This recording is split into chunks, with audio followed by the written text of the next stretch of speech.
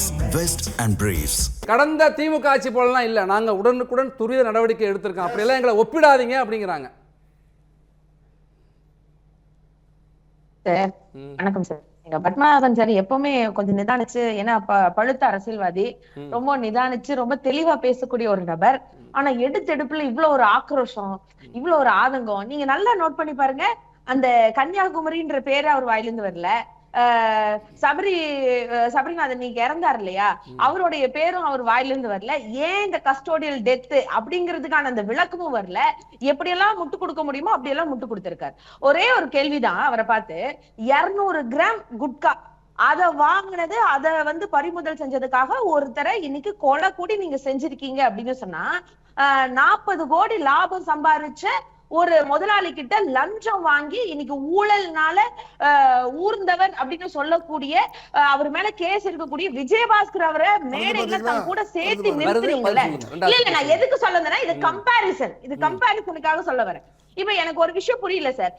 அன்னைக்கு என்ன சொன்னீங்க, சாரி எல்லாம் வேண்டாம், நீதி கொடுங்க சிஎம் சார் அன்னைக்கு அந்த டிவிகே கட்சியினுடைய தலைவராக இருந்த விஜய் அவர்கள் சொன்னார்.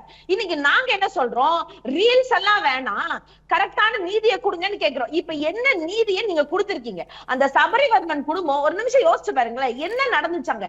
10ஆம் தேதி கூட்டு போறீங்க, மெடிக்கல் சர்டிபிகேட்டோட கூட்டிட்டு போய் அங்க நிறுத்துறீங்க. அங்க இருக்கிற அவங்களோட வீட்டுக்காரங்க எல்லாம் பாக்குறாங்க, அவர் நல்லாதான் இருக்கிறார். ஆனா 13ஆம் தேதி திடீர்னு போன் வருது அவங்க வீட்டுல இருக்கிறவங்களுக்கு, அவர் ஹாஸ்பிட்டல் சேர்த்தப்பட்டிருக்காருன்னு. போய் பார்த்தா பல மணி நேரம் போராடி அதுக்கப்புறம் அவர் எங்க இருக்காருன்னு கேட்கும் போது மார்ச்சரியில் இருக்கிறாருன்னு ஒரு பதில். இதை விட ஒரு விஷயம் என்ன தெரியுங்களா, அந்த டெத், அந்த பாடி அங்க எப்படி வந்துச்சுன்னு கேட்டா, இது ஒரு சஸ்பெக்டட் பாடி, அதாவது ஒரு அனாதை பணமா வந்த மாதிரி அவங்க சொல்லியிருக்காங்க. அப்போ காவல்துறை அரெஸ்டே பண்ணலன்றத அங்க ப்ராமினன்ட் பண்ணி காமிச்சிருக்காங்களா? சரி, இந்த விஷயம் எல்லாம் இப்போ பத்மநாபன் சார் கேட்டார்ல, அங்கொன்னும் இங்கொன்னுமா நடக்குது அப்படின்னு. அங்கொன்னும் இங்கொன்னு நடந்தாலும் எல்லா விஷயத்தையும் சேர்த்து சொல்றதுக்குதான் இங்க காவல்துறை, அதை தாண்டி அந்த புலன் விசாரணை எல்லாம் பண்ணக்கூடிய அந்த துறை இருக்கு. செய்தியை கொண்டு போய் சேர்த்தணும் சிஎம் சார் கிட்ட. அப்போ சிஎம் சாருக்கு தெரிஞ்சு அடுத்த நாள் அவரு பெரம்பூர் போய் அங்க என்ன போட்டோ ஷூட் நடத்துறாரு. அப்ப என்ன தெரியுமா, எல்லா செய்திகளையும் வந்த ஒரு விஷயம், சிஎம் சார் சிந்தாம செதறாம சர்க்கரையை கொட்டினாரு. அதை பார்க்கும்போது எங்களுக்கு எல்லாம் பெரிய விஷயமா இருந்துச்சு. எப்படி சார், எனக்கு புரியல. அங்க இருக்கக்கூடிய காவல்துறை மூலமாக, உளவுத்துறை மூலமாக சிஎம் சாருக்கு செய்தி போயிருக்காதா? செய்தி தெரிஞ்ச உடனே என்ன நடவடிக்கை எடுக்க சொல்லி சிஎம் சார் சொன்னாரு. அத சொல்லணும்ல சிஎம் விஜய் அவர்கள் என்ன சொன்னாரு, எப்படிங்க முதலமைச்சர் பொறுப்பாக முடியும்னு பத்மநாபன் கேக்குறாரு. அதுதானே சார் நான் தெளிவா கேக்குறேன். காவல்துறை இருங்க ஏங்க உடனே இப்படி சொல்றீங்க அப்படின்னு பார்த்தா, நான் இன்னும் 2-3 கேஸ் சொல்றேன் சார். அதுக்கு முன்னாடி இருங்க, எங்க நடந்தாலும் உளவுத்துறை எதுக்கு சார் இருக்கு? உளவுத்துறை யார் கட்டுப்பாட்டுல இருக்கு? யாருக்கு டெய்லி கொண்டு போய், அதனாலதானே சொன்னாங்க இதுக்கு முன்னாடி லீக்கேஜ் நடக்குது. லீக்கேஜ் வேற எங்கேயும் நடக்கல சார், உங்க அரசாங்கத்துலதான் நடக்குது. அதாவது செயலகத்துல, தலைமை செயலகத்திலேயே 2 அறை போட்டு யாரோ 4 பேர் உட்கார வச்சிருக்கீங்களாமா, அவங்களுக்கு தான் நாட்டுல நடக்கிற எல்லா விஷயமும் லீக்கேஜா போயிட்டு இருக்குன்னு சொல்லி எல்லா நியூஸ் பேப்பர்லயும் வந்துச்சுல. அதுக்கெல்லாம் பதில் சொல்லுச்சா இந்த தாவேக அரசு? இதை விட திருச்சியில ஸ்ரீராமன் அப்படிங்கிறவரு இதே மாதிரி போலீஸ் விசாரணை கூட்டு போய் அடுத்த நாள் மன வருத்தத்துல அவர் தூக்கு போட்டு இறந்துட்டார். அதுக்கு முன்னாடி சென்னை எம்ஜிஆர் நகர்ல மது அருந்தினார்னு சொல்லி அதை விசாரணைக்கு போலீஸ்காரன் கூட்டு போய் அவரு மறுநாள் உயிரிழக்கிறார். அதே மாதிரி கிருஷ்ணகிரியில 17 வயசு பையன், அவனோட போனை பறிமுதல் பண்ணிட்டாங்கன்னு சொல்லி அதை ஏதாச்சும் அதுல ஒரு பிரச்சனையாகி, போலீஸ்காரங்க மூலமா பிரச்சனையாகி அங்க ஒரு சம்பவம் நடந்து அந்த பையனும் அந்த சிறுவனும் தற்கொலை செஞ்சுக்கிறார். அதே மாதிரி தென்காசியில அந்தோணி ராஜுங்கிற முதியவர் அதே மாதிரி இந்த போலீஸ் டார்ச்சர் மூலமாக தாங்க முடியாம தற்கொலை பண்ணியிருக்கார். இதெல்லாம் கருப்பாடெல்லாம் இல்ல சார், பத்மநாபன் சார் நல்லா புரிஞ்சுக்கோங்க. அதே மாதிரி போன டைம் வந்ததுன்னு சொல்லாதீங்க. நீங்க சொன்னீங்க 50 நாள்னு, 10 நாள் கம்மி பண்ணிருக்கீங்க. 60 நாள் ஆட்சியில நடந்த விஷயங்கள் இதெல்லாம். இதை விட இன்னொரு விஷயம் தெரியுங்களா, இப்போ கோயம்புத்தூர்ல முந்தா நேத்து ஒரு விவசாய கல்லூரியை சார்ந்த ஒரு மாணவி மர்மமான முறையில இறந்திருக்கிறாங்க. இதுக்கு என்ன நடவடிக்கை எடுக்கப்படுச்சு? இது 4 பேருக்கு வெளியனாச்சு தெரியுமா? இப்ப இந்த சட்டம் புரியல.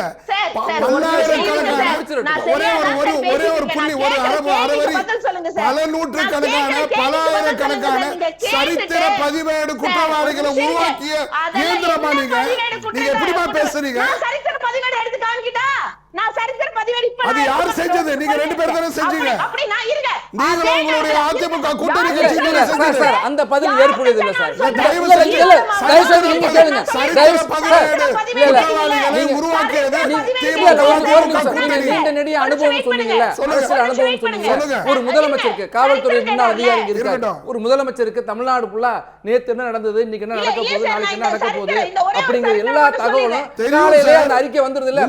அத முதலமைச்சர் பாக்குறாரா, வேற யாரோ பாக்குறாங்க? இல்ல, தயவு செஞ்சு அதெல்லாம் முதலமைச்சர் தெரியாம இருக்கு. தயவு செஞ்சு அவருக்கு எப்படி தெரியாம இருக்கு? தயவு செஞ்சு நீங்க புரிஞ்சுக்க தெரியாது. பொறுப்புல நீங்க சொல்றீங்க, இது பொறுப்பான பொறுப்பா? நீங்க பேசுறது பொறுப்பா? இல்ல, நான் சொல்றது உண்மை. சொல்லுங்க. சரித்திர பதிவேடு குற்றவாளிகள் ஆயிரக்கணக்கான பேர் தமிழ்நாட்டுல மேனுஃபேக்சர் பண்ணிருக்கு.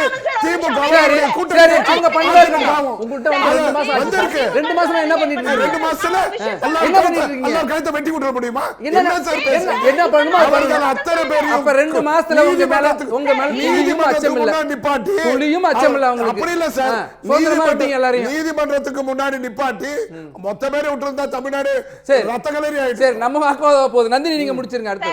இல்ல இல்ல இல்ல இல்ல, எனக்கு ஒண்ணு சரித்திரம் கேட்டார்ல, இதே அன்னைக்கு எந்த 9ஆம் தேதி இப்ப சபரிநாதன் அவரை வந்து அரெஸ்ட் பண்ணாங்களோ அதே அன்னைக்கு சட்டம், அதாவது என்ன சொல்றது, பவானி அருடு, அதாவது ஈரோடு கிட்ட இருக்க பவானில அருண் அப்படிங்கிற தாவேகா நிர்வாகிய 140 குட்காவை கடத்தல் மூலமா அவங்களையும் அரெஸ்ட் பண்ணிருக்காங்க. இது யாரு? இந்த வரலாறு கேட்டீங்களா சார், சரித்திர வரலாறு. இந்த அருண் என்பவர் யாருன்னா 4 வருஷத்துக்கு முன்னாடி இதே குட்கா திருடினால அவர் மேல குண்டர் சத்தம் பாஞ்சு கைது செய்யப்பட்ட ஒரு நபர்.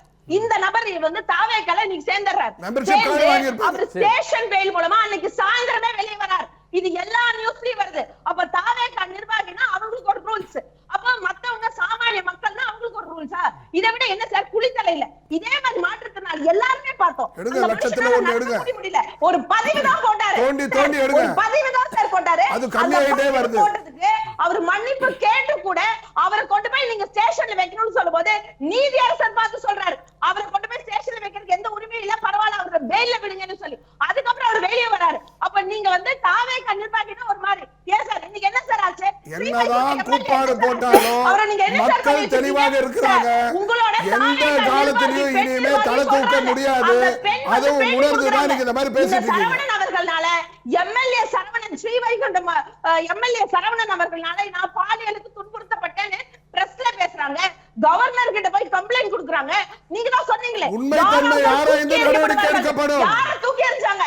இன்னைக்கு சரவணன் உண்மை தன்மை ஒரு எம்எல்ஏவை அவதூறு பேசுறது வந்து அவளை சீக்கிரத்துல முடிவெடுக்க முடியாது. உண்மை அறிந்து செய்யணும். ஒரு சார் பவுடரை கொட்டி கிட்டத்தட்ட ஒரு ஏடிஎம் கார்டை வச்சு தட்டிட்டு இருக்காரு ஒரு அமைச்சர். அவரை பத்தி எல்லா சோஷியல் மீடியாலயும் வந்தாலும் அந்த அமைச்சரை நீங்க அது விசாரணையில இருக்கு பார்க்கலாம். இல்ல அது விசாரணையில இருக்கு. விசாரணைக்கு அப்புறம் விசாரணை நடத்திட்டு இருக்காங்க. பார்க்கலாம் என்ன முடிவு தெரிஞ்சதுக்கு அப்புறம் நம்ம தொடர்ந்து பேசலாம். நாகநந்தினி இப்ப கடந்த ஆட்சியில பார்த்தீங்கன்னா ஒரு காவல் மரணம் நடந்த பொழுது நிறைய நீதிமன்றம் வரைக்கும் சென்று தான் வழக்கை பதிவு செய்ய வேண்டிய நிலைமையெல்லாம் ஏற்பட்டுச்சு. ஆனால் இப்போ அப்படி இல்லை. நடந்த அன்னைக்கே உடனடியாக கொலை முயற்சி, கொலை வழக்குன்னு கொலைக்கு நிகரான பிரிவில் தான் இன்னைக்கு கொலை வழக்குன்னே பதிவு செய்யப்பட்டிருக்காங்க. அந்த பிரிவிலேயே முன்னாடி மாற்றப்பட்டது. சரி, உடனடியாக நடவடிக்கையும் எடுக்கப்பட்டிருக்கு, கைது செய்யப்பட்டிருக்கு. முன்னாடி அப்படி இல்லை. திமுக குற்றம் சொல்வது போல இந்த அரசின் மீது குற்றம் என்பது இல்லை. எங்கேயோ ஒன்று நடக்குது, உடனடியாக நடவடிக்கை எடுக்கப்பட்டிருக்கு, இனிமே தடுக்கப்படும் அப்படிங்கிறாங்க.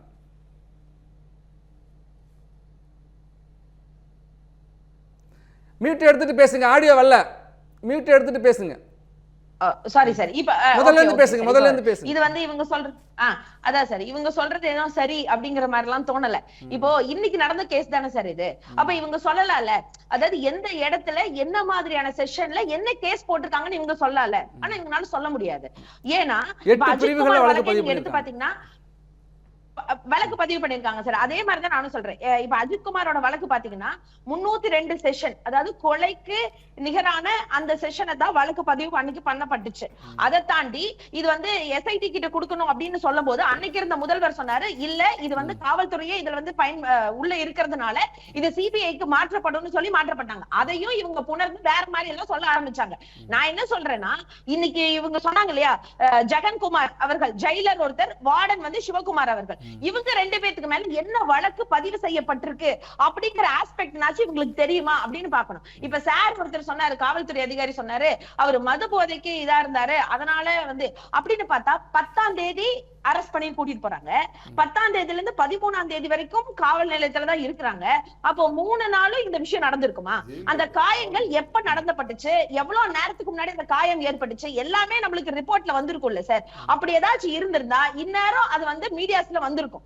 பட் இது சார் சொன்ன மாதிரி அவர் செக் பண்ணணும்னு சொன்னாரு. ஓகே, நான் அதை அக்செப்ட் பண்ணிக்கிறேன். சரி, எனக்கு இன்னொரு டவுட் என்ன அப்படின்னா, இந்த டெத் நடந்தது 13ஆம் தேதி, டெத் முடிஞ்சு இன்னைக்கு தேதி 15 ஆச்சு. ஏன் சிஎம் சார் ஒரு வாயை திறந்து ஒரு விஷயம் கூட சொல்லல? ஏன்னா அவருக்கு கீழே வரக்கூடிய துறை தான் காவல்துறை. ஏன் இதுக்கெல்லாம் அவர் பேசவே மாட்டாரா? எப்பதான் அவர் பேசுவார்? வாயை திறங்கன்னு சொன்னா டைலாகா பேசிட்டு, நான் பேசணும்னு சொன்னாங்க அதனால நான் பேசினேன் அப்படின்னு எல்லாம் டைலாக் சொல்றாருல்ல. ஏன் சார்ந்த துறை அமைச்சர்கள் என்ன பேசுவாங்க? சார் ஒரு நிமிஷம் இருங்க சார். சார்ந்த துறை அமைச்சர்களும் என்ன பேசுவாங்க? எப்ப கேட்டாலும் எங்களுக்கு வரல. ஏங்க நாங்க எதுக்குங்க ஓடணும்? ஜில்லா கெட்டா அங்க நின்னு கேட்டோம். எங்க மேல ஏதாவது பிரச்சனை இருந்தா எங்க கிட்ட டைரக்டா சொல்லுங்க. நீங்க தான் பாதி வெட்டி ஒட்டுவீங்களே, அதான் உங்களுக்கு ரொம்ப ஃபேமஸ் ஆச்சு. இன்னைக்கு ஒண்ணும் இல்ல, நீங்க இப்ப போட்ட கிளிப்பிங்ஸ்லயே நான் பாக்குறேன் சார். விஜய் அவர்கள் நடந்து வராங்க, எல்லாத்தையும் பார்த்து கும்பிடுறாரு, சிரிக்கிறாரு, எல்லாம் பண்றாரு. அவர் மேல ஒரு ஸ்கார்ஃப் விழக்கூடாதுன்னு பக்கத்துல இருக்க பாடிகார்டு அப்படி கேட்ச் அவுட் பண்றாரு. ஆனா தமிழ்நாட்டு மக்கள் நம்பி ஓட்டு போட்டவங்களுக்கு இவ்வளவு மோசமா இப்ப யாராச்சும் சொன்னாங்களா? இப்ப சார் பேசும்போது சொன்னார்ல, இவ்வளவு குட்கா இருக்கணும், அதாவது இவ்வளவு கிராம்ஸ் இருக்கணும். அவரு சொன்ன கணக்குப்படி பார்த்தா 200 கிராம் தான் இந்த சபரிவர்மன் கிட்ட இருந்திருக்கு. அப்போ இந்த ஈரோட்ல ஒருத்தர் கைப்பற்றாமல, அவர்கிட்ட 140 கிலோ இருக்கு. அவர் ஆல்ரெடி குண்டர் சட்டத்துல உள்ள போட்டிருக்காங்க, குட்கா வழக்குல கைது செய்யப்பட்டு. அந்த ஆளுக்கு எப்படி இன்னைக்கு ஸ்டேஷன் ஜாமீன் கிடைக்கும், ஸ்டேஷன் பெயில் கிடைக்கும்? அதை இவங்க சொன்னாங்களா? சொல்ல மாட்டாங்க. ஏன்னா தாவேக்காரங்கன்னா அவங்களுக்கு ஒரு ரூல்ஸ். அதை விட என்ன சொல்றீங்க சார், இதை விட இன்னொரு பெரிய கொடுமை நடந்துச்சு தெரியுமா? கும்படி பூண்டியில 3.5 வயசு குழந்தைங்க யாருக்குமே, அதாவது அம்மா அப்பா கிட்டயே சொல்லாம கொண்டு போய் எரிச்சீங்க. ஏன் அதை பண்ணீங்க? ஏன் எல்லாத்தையும் மறந்துட்டோம்னு நினைக்கிறீங்களா, இல்ல மறைச்சிடலாம்னு முடிவு பண்ணிட்டீங்களா? இதே சூலூர் சம்பவத்திலே அப்படித்தான் பண்ணாங்க. தாய்க்கு தெரியாம அவங்களுடைய தகப்பன் கிட்ட மட்டும் சைன் வாங்கிட்டு அப்படியே அந்த குழந்தையை போய் புதைச்சிட்டாங்க. இது வரைக்கும் பாலியல் அதே 6 மாசத்துக்கு முன்னாடி அதே கும்படி பூண்டியில உங்க ஆட்சியில என்ன நடந்தது சார்? அதே கும்படி பூண்டியில 6 மாசத்துக்கு முன்னாடி இப்படி இல்ல அப்படின்னு பார்த்தா இங்க 24 ஹவர்ஸ்ல 20 கேஸ் பாலியல் கேஸ் பதிவாயிருக்கு சார். என்ன சார் ஆச்சு?